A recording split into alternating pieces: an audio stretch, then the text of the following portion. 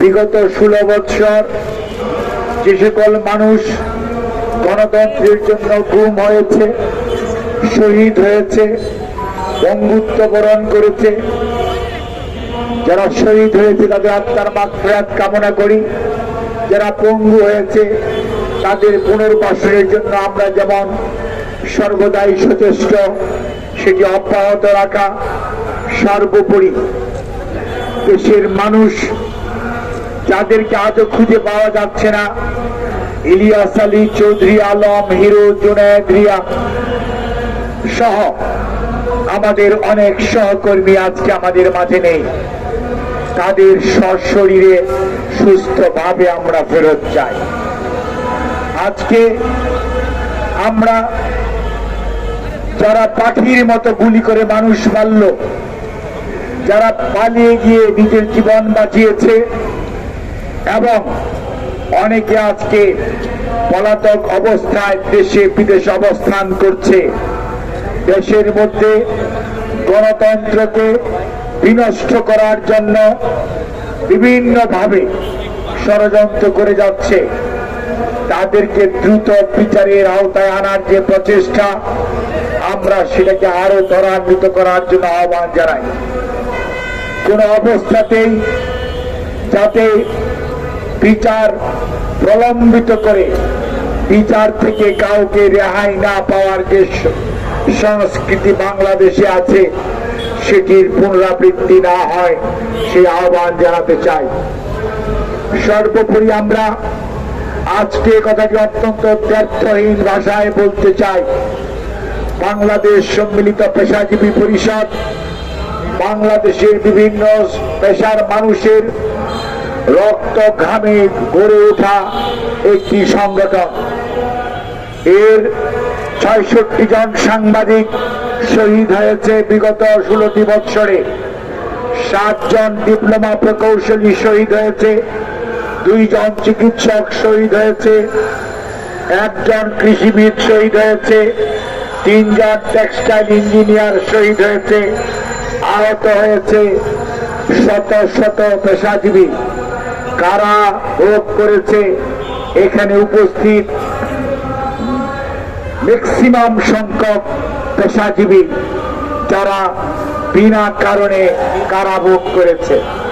কাজেই কোনো অবস্থাতেই পেশাজীবীদের অবদানকে ছোট করে দেখার কোনো সুযোগ নেই। এবং আজকে মনে রাখতে হবে, গণতন্ত্র পুনরুদ্ধারের যে লড়াই, সেই লড়াইয়ে রাজনীতিবিদরাও ছিলেন, পেশাজীবীরাও ছিলেন এবং আছেন। এই অবস্থায় আমরা যখন দেখতে পাই রাজনীতিবিদদের মধ্যে শুধুমাত্র ছোট ছোট স্বার্থের জন্য অনৈক্য, তখন আমরা হতাশাগ্রস্ত হই। আমরা সাবধান করে দেই, আপনারা দ্বিধান্বিত হবেন না, আপনারা ঐক্য বিনষ্ট করবেন না। ঐক্য বিনষ্ট করলে কি হয়, সেটি সত্যিকার অর্থে কিছু আলামত পাওয়া যাচ্ছে। সেই লক্ষ্যে আমরা আবারও বলতে চাই, বাংলাদেশ জাতীয়তাবাদী দল এদেশের বৃহত্তম রাজনৈতিক দল, যারা তিনবার দেশনেত্রী বেগম খালেদা জিয়া রাষ্ট্র পরিচালনার দায়িত্ব পেয়েছেন, শহীদ জিয়া বাংলাদেশকে